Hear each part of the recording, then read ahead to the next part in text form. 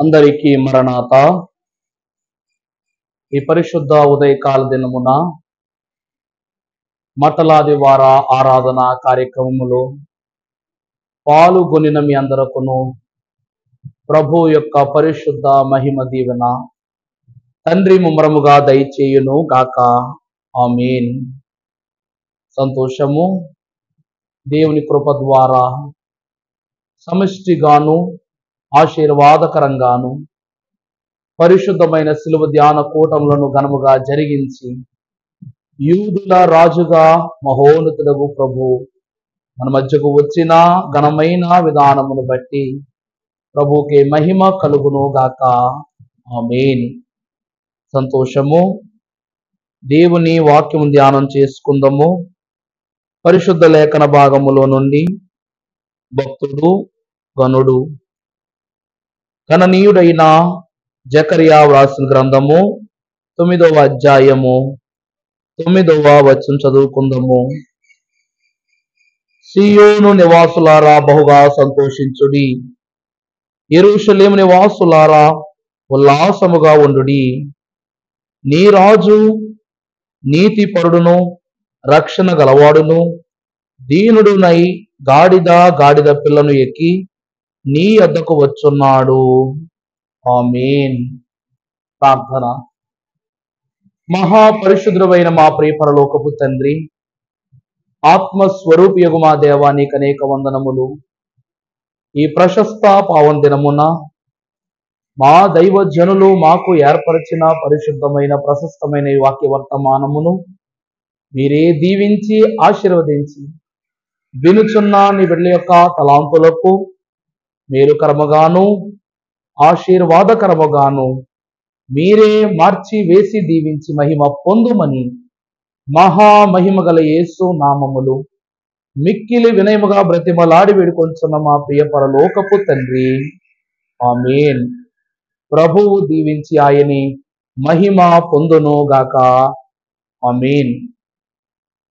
ప్రభువు నందు దేవుని ప్రియ బిడ్డలారా, దేవుని యొక్క మహా ఉన్నతమైన కృపను బట్టి ఈ పరిశుద్ధ దినమున దేవదేవుడు యూదుల రాజుగా ప్రకటింపబడి యూదా గోత్ర సింహముగా ప్రభువారు పురజనుల మధ్యలో గనులైన వారి ద్వారా యెరూషలేము మందిరములోనికి వచ్చుట మనం చూస్తున్నాము. దేవుని మహాఘనమైన కృప ఎంత ఆశీర్వాదకరముగా ఈ వాక్యము ద్వారా మన దైవజనులు తెలియజేస్తూ ఉన్నారు అంటే, పరిశుద్ధ లేఖన భాగములో మనము చూసినప్పుడు భక్తులు రాస్తున్న ఘనమైనటువంటి మాట ఏమిటది? నీ రాజు సాత్వికుడై గనుడై మహోన్నతుడై ఆయన ఎవరట? నీతిమంతుడును రక్షణ గలవాడును దీనుడనై గాడిద పిల్లను ఎక్కి నీ యొద్దకు వచ్చున్నాడు. ప్రభువునందు దేవుని ప్రియ బిడ్డలారా, పరిశుద్ధముగా మనం చూస్తే దేవుని వాక్యము ద్వారా ఆయన సియోను రాజు, యెరూషలేమునకు వచ్చుచున్న రారాజు, యూదులకు రాజు, ప్రకటింపబడిన మహోన్నతుడైన రాజు గనుక మనము ఒక రాజుకు గల ఉపకరణములను కూడా మనము జాగ్రత్తగా గమనించాలి. రాజునకు ఉండవలసిన ప్రాముఖ్యమైనటువంటి వస్తువులు ఏమిటి అంటే, ప్రథమముగా కిరీటము, రెండవది రాజదండము, మూడవది ఖడ్గము, నాలుగవది రాజ్యము, ఐదవది వాహనము. ఈ దినం మనం చూస్తే ప్రభువు వారి యొక్క శిరస్సు మీద కిరీటము లేదు. రెండవదిగా మనము చూస్తే ఆయన చేతిలో రాజదండము లేదు. మూడవదిగా ఖడ్గము లేదు. నాలుగవదిగా రాజ్యము లేదు. ఐదవదిగా ఆయన గుర్రమును ఎక్కి రావటము లేదు. ఏ రీతిగా ప్రభువును వారు రాజుగా ప్రకటించుకున్నారు? దేవుని నామం బట్టి చూసినట్లయితే యేసు క్రీస్తు ప్రభువారి యొక్క రాకలో ఆయన మకుటము లేని మహారాజుగా లోకమంతటా ఆయన మహిమను కనపరుచుకున్నారు. ఆనాడు మోషేకు బలముగా ఇచ్చిన దండము, ఆనాడు మోషేకు బలముగా ఇచ్చిన దేవుని యొక్క శక్తి అయినటువంటి కర్రను బట్టి ఈ ప్రజలైన ఇశ్రాయేలీలను అతడు ఎన్నో తెగుల నుండి కాపాడగలిగాడు, కానీ యెరూషలేమునకు చేర్చినది మాత్రము ఇద్దరినే. ఇక మూడవదిగా ఖడ్గము చూసినట్లయితే, యేసు క్రీస్తు ప్రభు వారి యొక్క మహిమ ద్వారా మోషే తరువాత నాయకత్వం అందుకున్నటువంటి భక్తుడైన యెహోషువ గారు వారేమి చేశారట? కర్ర తరువాత కత్తితో నాయకత్వం చేశారు. ఎన్నో అద్భుతమైన దేవుని నామమును బట్టి, ప్రభువు యొక్క ఆదేశమును బట్టి ఎన్నో యుద్ధాలను వారు చేశారు. ఎన్నో ప్రాంతాలను ఇశ్రాయేలు రాజ్యంలోనికి చేర్చుకున్నారు. అటువంటి గనుడైనటువంటి యెహోషువ గారు ఆ ఇద్దరు ఇశ్రాయేలీలుగా వారు లోపలికి వెళ్లి లక్షలాది మందిగా మార్చబడ్డారు. ఈ దినమును మనము చూసినట్లయితే, దేవుని అనగా దేవ కుమారుడైన ప్రభు వారి యొక్క ఖడ్గము ఏది అనగా దేవుని వాక్యమనే ఖడ్గము. ఆ వాక్యమే శరీరము, ఆ వాక్యమే రక్తము, ఆ వాక్యమే మహిమ గనుక ఆ మహిమ గల ప్రభువే ఆ దినమున వాక్యమనే ఖడ్గము ధరించుకొని వచ్చారు. ఇక నాలుగోది చూస్తే రాజ్యము. ప్రభు వారంటూ ఉన్నారు, నా రాజ్యము ఇహ సంబంధమైనది కాదు, పరలోక సంబంధమైన రాజ్యమని ప్రభు తెలియజేశారు. అలాగే ఐదవది చూస్తే గుర్రము. దేవుని ప్రియబిడ్డలారా, రాజునకు గుర్రము ఎంతో ప్రాముఖ్యమైనది. దేవుని వాక్యములో పరిశుద్ధముగాను గుర్రములను గూర్చి ఒక ప్రత్యేక వాక్య వర్తమానమే మనం చూస్తాం. ఏమిటి అంటే, ఆ కాలమునందు ఐగుప్తు దేశములో ఉన్న మహాగణుడుగాను గొప్పవాడుగాను వెనుదిరగని వాడుగాను దేవునితోనే పంతము పెట్టుకున్న వాడుగా కనబడతాడు ఫరో మహారాజు. ఈ ఫరోకు ఒక ప్రత్యేకమైనటువంటి ఘనత ఉన్నది. అది ఏమిటనగా అతని యొక్క గుర్రాలు. ఫరో గుర్రాలకు ఉన్నటువంటి ఒకే ఒక్క తలంపు ఏమిటి అంటే, మేము ముందుకు దూసుకుని వెళ్ళాలి గాని వెనదిరగకూడదు, మేము ముందుకు వెళ్ళాలే గాని వెనుకట్టు చూడకూడదు, యుద్ధములో మరణిస్తే మరణించాము గాని వెన్ను చూపించేటువంటి గుణము ఫరో గుర్రాలకు లేదు. అందుకని మనం చూస్తే దేవుని యొక్క అగ్ని వారి ఎదురుగా వచ్చినప్పటికీ అవి వెనుకకు పారిపోకుండా ఆ స్థలములోనే నిలబడిపోతాయి. మళ్ళా దేవుని అగ్ని మానిపోయిన తరువాత సరాసరి సముద్రంలోనికి వెళ్ళిపోతాయి. సముద్రము 2 పాయలుగా చేల్చబడింది. ఒకవేళ అది మరలా యథాస్థానంలో చేరిపోతే మనము మరణిస్తామని కూడా అవి గ్రహించకుండా ముక్కుసూటిగా వెళ్ళటం చావునైనా చూచాయి గాని వెనుతిరుగు మాత్రము చూడలేదు. అంతటి గుర్రాలకు ఉన్నటువంటి ఔన్నత్యాన్ని బట్టి ప్రభు వారు గుర్రము ఎన్నుకోకుండా ఎందుకు వారు గాడిద పిల్లని ఎక్కి వచ్చారు అంటే, ప్రభు వాక్యం సెలవిస్తూ ఉన్నది, గాడిద ఒక ప్రాముఖ్యమైన అంతస్తును మనకు దేవుని వాక్యంలో కనపరుస్తున్నది. ఏమిటి అనగా, దేవుని ప్రవక్త అయిన బిలాము పరిశుద్ధుడుగా ఉండవలసి ఉండి పావనుడిగా సాగవలసి ఉండి ఇశ్రాయేలు రక్షణ కొరకు దేవుని మార్గం ప్రకటించవలసి ఉన్నది. కానీ అతడు ఇశ్రాయేలు అనగా దేవుని స్వంత జనుల యొక్క పతనము కొరకు అతడు తన దృష్టిని తన ఆలోచనలను దేవుని వైపు కాక లోక వైపు మళ్లించుకుని ఇశ్రాయేలు యొక్క మార్గమును దౌష్ట్య మార్గము వైపు నడిపించి వారి మరణానికి కారణమయ్యాడు. అలా కారణమైనటువంటి బిలాము తన యొక్క వాహనమైన గాడిదను ఎక్కి అతను ప్రయాణము చేయటానికి వెళ్ళినప్పుడు ఆ గాడిద దేవుని దూత ఖడ్గము చేతబట్టుకొని చూచి ఏం చేసిందట, నేను వెళ్ళనంటే వెళ్ళను, నేను మరణిస్తాను, దేవుని శక్తి దేవుని ఖడ్గము దేవుని దూత ఎదురుగా నిలబడి ఉన్నది కాబట్టి ఈ గాడిద అంటుందట, పైన కూర్చున్న వాడిని అంటుంది, ఓయి నువ్వు ఈ గాడిదను వెళ్ళమంటున్నావు, నీవు గాని గాడిద బుద్ధి ధరించుకున్నావా ఏంటి, దేవుని శక్తిని కనబడటం లేదా అని దేవుని శక్తిని దేవుని మహిమను గ్రహించినది గనుక బిలాము యొక్క గాడిదలో ఉన్నటువంటి విధేయత తత్వము నడిపింపు ఎవరికి నచ్చిందట, దేవునికి మహిమైంది గనుక యేసు క్రీస్తు ప్రభు వారు ఆ దినాన్ని అన్నారు, ఆ గాడిద పిల్లయు ప్రభువుకు కావలసి ఉన్నది అని సెలవిచ్చారు. ప్రభునందు ప్రియులారా, ఇక్కడ మనము చూసినట్లయితే కొన్ని ప్రాముఖ్యమైన సంగతులను గమనించవచ్చు. గాడిద అనగా సంఘము. గాడిద అనగా ఏంటండి? సంఘము. ఆ సంఘమైనటువంటి మన మీద ఆ దినమున శిష్యులైన వారు వస్త్రమును కప్పి దాని మీద ప్రభువును కూర్చొనబెట్టారు.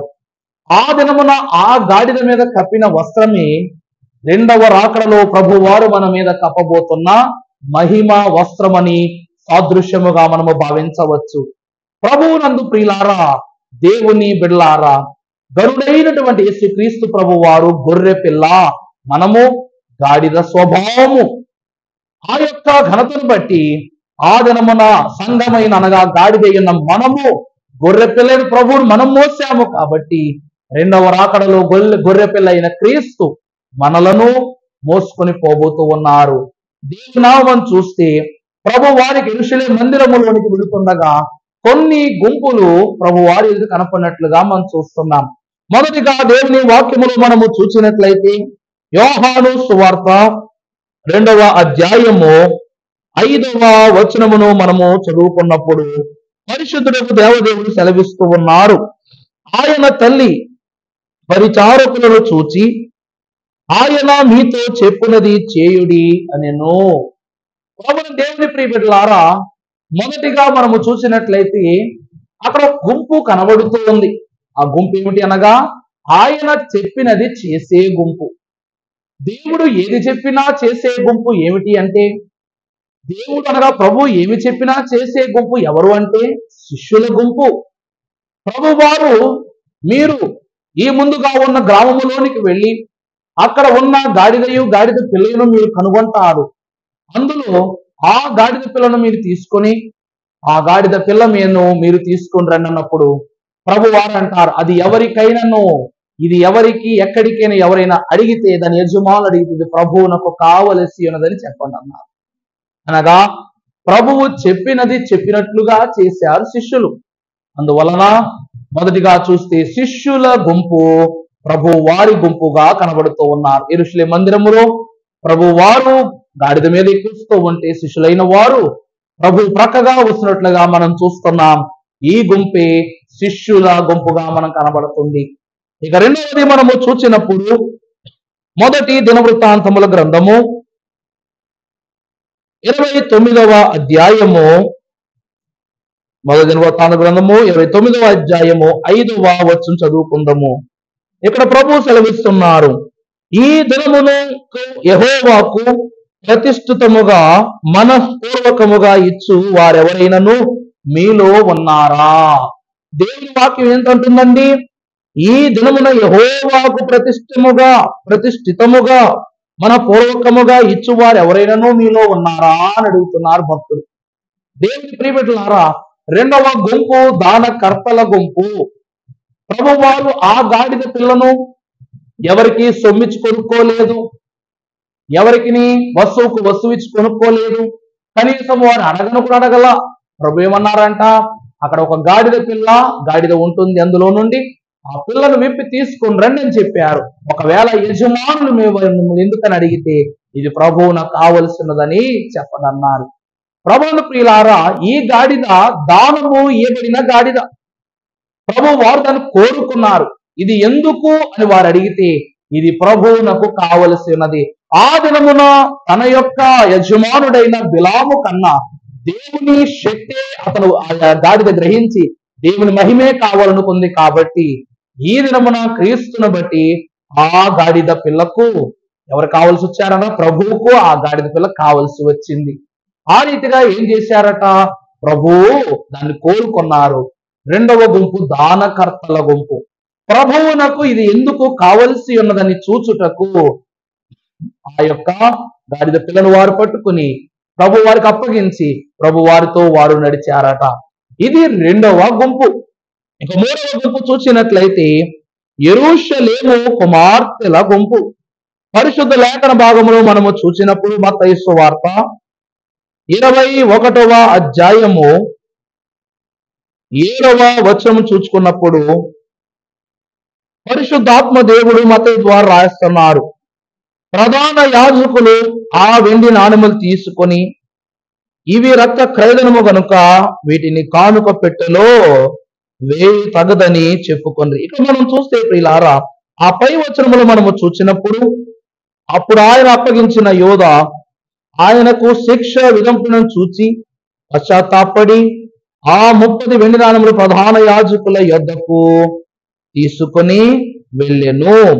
ప్రభునందు దేవుని స్నేహితులారా, గనులారా, మహోన్నతులారా, దేవుని యొక్క ఘనమైన మాట మనం చూస్తే, ఆశీర్వాదకర్త అయిన ప్రభువు ఆయనను బంధించి తీసుకుని పోయి అధిపతులైన వారిని అప్పగించుకొండ్రి అని మనం చూస్తూ ఉన్నాం. కనుడైన మా తండ్రి, నీవు తెలియజేసిన మాటను మనం చూస్తే, ప్రభు వారును అప్పగించిన యోధాను బట్టి, ఆయన ఘనతను బట్టి, ఆయన ఆత్మ పరివర్తన విధానమును బట్టి ప్రభువారు సెలవిస్తున్న ఘనమైన సంగతి ఏమిటనగా, అక్కడ ఉన్న వారి గుంపులలో కుమారి అనే మాట మనం చూస్తున్నాం. అనగా యెరూషలేము కుమార్తె లేనటువంటి వారు ఆ యొక్క సమూహములో ఉన్నట్లు మనకు కనబడుతూ ఉంది. ఆ దినమున ప్రభు వారిని వారు మహిమపరచుటకు వచ్చారు. ఇక రెండవదిగా చూస్తే, ఆ గుంపును ప్రభువు సిలువ యాగములో జ్ఞాపకం చేసుకుని, నా కొరకు ఏడవవద్దు, మీ కొరకు మీ పిల్లల కొరకు ఏడవండి ప్రభువారు తెలియచేస్తూ ఉన్నారు. ఇది మూడవ గుంపు. ఇక నాలుగవదిగా చూస్తే, మత్తయి సువార్త 21వ అధ్యాయము 15వ వచనములో మనము చూసినప్పుడు అక్కడ మరి ఒక గుంపు కనబడుతూ ఉన్నారు. ఈ గుంపులో మనము గమనించుకున్నప్పుడు ప్రభువారు సెలవిస్తూ ఉన్నారన్నమాట. ఈ వ్యతిరేకత కలిగినటువంటి వారు ఎవరు అనగా పరిసయ్యులు, శాస్త్రులు. కాగా ప్రధాన యాజకులను, శాస్త్రులను ఆయన చేసిన వింతలను, దావీదు కుమారునికి జయము అని దేవాలయములో కేకలు వేయుచున్న చిన్న పిల్లలను చూచి కోపపడుచూ ఉండిరి. ప్రభునందు ప్రియులారా, యేసు క్రీస్తు ప్రభు వారిని యూదుల రాజుగా ప్రకటించినది తండ్రో లేక గనులో భక్తులు, యెషయా భక్తుడైనటువంటి వారో కాదు. ఎవరు అనగా చిన్ని పిల్లలు. దేవుని వాక్యాన్ని మనం గమనిస్తే, చిన్ని పిల్లలను ప్రభు వారు ఘనమైన వాక్తో సెలవిచ్చుకున్నారు. ఏమిటనగా, పరలోక రాజ్యము వీరిది. పరలోక సంపన్నులను, పరలోక వాస్తవ్యులుగా చెప్పబడిన పిల్లలే ప్రభువారిని యూదుల రాజుగా ప్రకటించారు. అందువలన దీనిని గమనించినటువంటి శాస్త్రులు, పరిసయ్యులు, వ్యతిరేకులు ఈ గుంపును బట్టి వారు కోపగించుకున్నట్లుగా, వ్యతిరేకమైన వారుగా ఉన్నట్లుగా మనం చూస్తున్నాం. ఇక ఐదవ గుంపు మనం చూసినట్లుగా యథావిధిగా బిడల గుంపు, చిన్న పిల్లల గుంపు. ప్రభువును రాజుగా ప్రకటించిన వారి గుంపు ఈ చిన్నబిడ్డలైన వారు. ఆ తరువాత ఆరవ గుంపు ప్రభు వారి ఎదుట వస్త్రములు పరచిన వారి గుంపు. దేవుని ప్రియబిడ్డలారా, దేవుని యొక్క వస్త్రమును ముట్టుకొనిన కుష్ఠ రోగులు, అనారోగ్యవంతులు ఎలాగైతే స్వస్థపరచబడ్డారో, ప్రభువు రాకంతయు వస్త్రములు పరుచున్న వారందరూ అట్టివారే. అనగా స్వస్థపరచబడిన జనులైన వారు, స్వస్థత పరచబడిన గుంపు. వీరు వారి వస్త్రముల మీద ప్రభు వారి యొక్క మహిమను చూచుటకు, తద్వారా వారు ఘనపరచబడుటకు వారు ఆశపడుతూ ఉన్నారు గనుక ఈ ఆరవ గుంపు స్వస్థపరచబడిన వారి గుంపుగా కనబడుతూ ఉంది.